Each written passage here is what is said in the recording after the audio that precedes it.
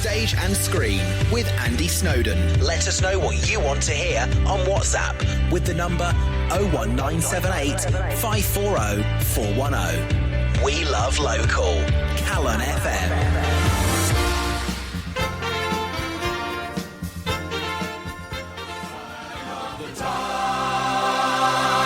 David Hitchin, Take a Letter, Miss Jones, from the multi-award-winning musical Blood Brothers. Written by Willy Russells, the legendary Blood Brothers tells the captivating and moving tale of twins who, separated at birth, grow up on the opposite sides of the tracks.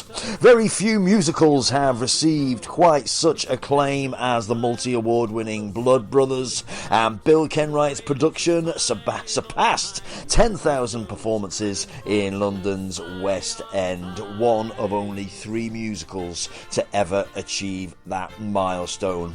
Currently on its autumn tour, the 2023 tour at the moment, they close tonight at the Cambridge Arts Theatre, and next week we'll be visiting the Venue Cymru in Llandudno, and I am so pleased to say that I am joined on the line by the star of the show, Sean Jones. Hello, mate. How are you, buddy? I'm all right. How are you? Marvellous. It's lovely to speak to you. We must make sure that this doesn't turn into some kind of a bit of a reminiscing love-in. But tell me, what's life on the road like these days? Is it a nice place to be?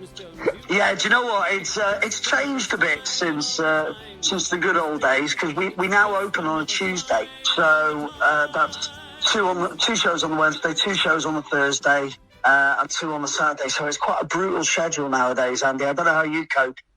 Well, I did notice that, actually, but I just thought, I mean, you tell me, what's the reasoning for the Monday off? Is it for anything other than a get-in, or how does it work? Yeah, I think it was just it was a commercial decision. It's like, it means that they can do the get-in on a Monday and a Tuesday, and it sort of saves on kind of like, everybody having to work over, all the techies would then have to work over a Sunday, and it gets all kind of very busy and expensive. Whereas they realise, they kind of go, oh, do it on a Monday.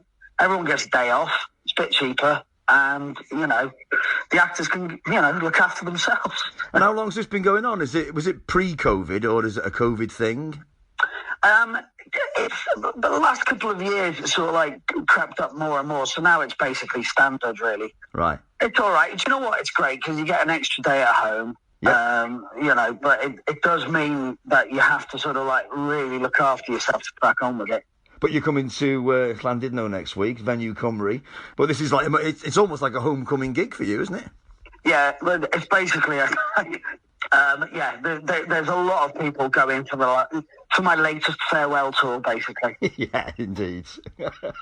But I mean, the popularity of Blood Brothers, it just doesn't seem to wane in any way, really. I mean, it just goes on and on and on. It's a phenomenon, really, now. Do you know what? We're so lucky, aren't we? Because it's like they, in this day and age, you want people to get up off their sofa and come to the theatre. And the great thing is with Blood Brothers is they just do. You pop your head around the corner and you look out into the audience and go, that's amazing, all these people. And then somebody says, get your head back, Sean, Yeah. But I always have thought that it's it's almost like the ultimate superfan show. I mean, it's almost like the best musical fans in the world, I think. Yeah, definitely. And do you know what's really great about this is, I was thinking, it's like, I don't have to tell you the story because you know it. Why don't you tell me tell me what the plot of Blood Brothers is, Andy, in 2 sentences. I actually heard you say at one point that the opening lines from the narrator. Oh, you're gonna lick him.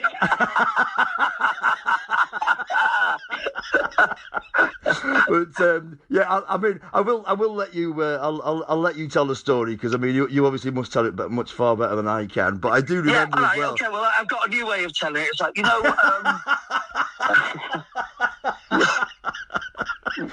remember the classic Elvis record In the Ghetto? Yes. Yeah, it's a Scouse version of that. Perfect. I like that. I'm not sure. As the crowd gathers round, an angry young man face down in the street with a gun in his hand, and his mama cries. That'll do you. Lovely. That's very good. But last time we spoke, I remember you kind of jokingly said you're not going to stop touring until everybody's seen you do it. Yeah, there's about 4 people who still haven't seen. So I was going to say that can't be that funny anymore. That must be really true. Do you know what? I'll tell you what happened is I did retire, for want of a better word, a couple of years ago. Went off and did some other things. Had a nice couple of years. Then obviously COVID hit, and then in the middle of COVID, I went and did a play. And Bill came along to see it and said, "Son, you should do a farewell tour of Blood Brothers." And I'd put it to bed. I was happy to leave and everything. But as soon as he says that, it's a little bit like Al Pacino in Godfather 3. Yeah. You kind of go, you think you've left, and then you start going, oh, maybe I could get away with it. Well, I definitely. I mean, I can remember when Status Quo retired and came back, and everybody kind of mentioned it for a while, but then they were kind of glad that they did, and I think that's what's the case with you. Well, yeah, it depends which review you read. I read a review this morning tell me I look too old. I was like, all right, cheers for that. Yeah, well, that's probably because they've got nothing else better to say, but... Well, do you know what? Is the funny thing, isn't it? I have this thing about theatre, which is that because how do I put this? I remember going to watch Calon and Ball live on stage a few years ago, and Bobby Ball is basically playing a little boy, isn't he? In the double act, he's a little boy.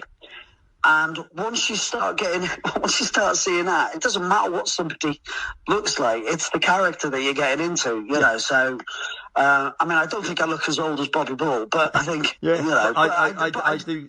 But I mean, it must be. This must be the 20th anniversary of your touring, isn't it? 21st now, I think. 21st. Can you remember the first time you saw the show?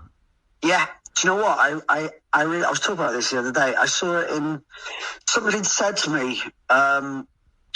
Because, you know, for all your listeners, I don't know if they're aware, but our paths have been inextricably linked since we've been 16, haven't we? We were on YTS together. We both went to Guildhall. We both ended up playing Micky and Blood Brothers. Yeah. But I remember when I was in the 3rd year at Guildhall, somebody saying to me, "Oh, you've got to go and see this show because there's a part in it that would really suit you." I was like, "What is it?" They went, "Blood Brothers." And I'm like, "Oh, that looks terrible." Yeah. I was like, "Oh, that looks awful." I'd seen the pictures outside the theatre. I was like, "That's not my cup of tea." Don't know what that is. It looked a little bit fairy tale-y. I don't know, not my thing. But I went because you know what it's like as a young actor. You kind of want to know, you know, what it is people see you as. Yeah. I went to see it, and I remember seeing the Liverpool skyline, and I remember hearing the choir coming in the beginning. And there's still certain points from that very first time that I saw it that are indelibly sort of inked into my brain, like seeing Micky coming on for the prison scene for the first time. Yeah. The pill scene, things like that were just really, really strong visual images in my brain that have just never left me, really. And that's 30 years ago. Yes, indeed. And I can remember pretty much the same as you, really, because our mutual friend, Adrian Bauer, he'd actually got into Guildhall with the poem. I think he did the poem. So he was quite keen on going. So we went and we bought tickets for, I think it was like a tenner. You could stand at the back. It was completely full. It was with Con O'Neill was in it. And wow. And I remember thinking, I would love to do this, but the chances are very slim. I mean, so slim. It's off the scale, really. You might as well not. Well, it's funny, isn't it?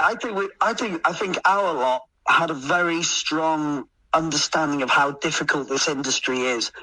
Yeah. You know, and when you hear young people today talk about manifesting and, you know, and being positive thinking, actually, I think we were the opposite. We'd kind of go, that'd be great, but the chances, I have a cold chance in hell of ever being in a West End show. Yeah. So, you know, I think, but yeah, exactly the same. I sat and watched it and went, I'd love to do it, but I'll never do it because he has to sing. Yeah. Yeah. But I thought it was actually the song that actually made me think, I could do this because, I mean, it's in my key. And usually when you sort of go and see something, if you went to see something, let's say Les Mis, and you think, oh, I'd like to play that, but I just couldn't play, you know, I couldn't sing that song, so there's no chance of me doing it. So they'd never cast you. But the songs and everything. This sounds very technical for people listening, but I mean, it is one of those things that you have to consider if you ever want to be an actor. You've got to, you know, they won't say, "Oh, we'll let you do it," and you don't have to sing. You have to be able to turn your hand to everything. And I think Micky is one of them roles where, you have to be able to do everything. You have to be able to do the comedy. You have to be able to sing. You have to be a very physical actor. You have to be able to go a bit mental. Yes. You know, you have to go to those dark places. And it's, I think that's why it's one of those parts that there's a lot of actors kind of go, I'd love to do that, but it's usually one of the sections in it that they really relate to. Yeah. It's very hard to find somebody who's got all of those tools in their box. Yeah, definitely. And I'm not going to let you get away with it because we need to get a quick synopsis of the show because for people who haven't seen it yet, cause, I mean, they're doing it in schools now, so I don't know if there's many people who haven't heard of it, but they might not necessarily know, without spoiling it, what goes on. Tell us about it. All right, well, so there's this bloke in 18th century France, and he's starving, and he nicks a loaf of bread. Oh no, I've got you on the Les Mis. Sorry, mate. God. Liverpool starts in the 1950s and takes it through to the 1980s, but it's about a lady who has these two children and she's got a load of kids. Her husband's left her and she can't afford the kids she's got. Social services are knocking on the door. She suddenly finds out she's pregnant with twins. So she concocts a plan to give one of these twins away to the rich lady that she cleans for who can't have children. With the idea that he's going to get, she'll get to see him every day, he'll get a good life, but obviously things go pear-shaped and they fall out and they try to keep the twins separate, but they keep meeting and they become best friends. In fact, they become blood brothers. And then it's just seeing how their two lives differ as they're going upwards, basically, through their life. It's like, I mean, it's a comedy and a tragedy all rolled into one, isn't it? It's an incredible bit of work from Willy Russells. It's got a lot of the politics of Boys from the Black stuff and those kind of gritty 1970s, 1980s Scouse dramas, full of humour, full of pathos, comedy, tragedy. It's got it all, really. Yeah. Hey, listen, mate, I'm going to have to let you go because I know, you're on the road at the minute. You got your daughter staying with you over the summer holidays. It's all good fun, and you're playing the Seaside next week, right? Oh, well, it's home, innit? I'm getting to be home for a week. Brilliant. Friendly faces. Fantastic. I shall hang around and give you a big Yeah, definitely. Okay, pal. Sean Jones, Tuesday, take it easy on yourself, my man. Ta-da, mate. Ta-da. Ta-da. Cheers, mate.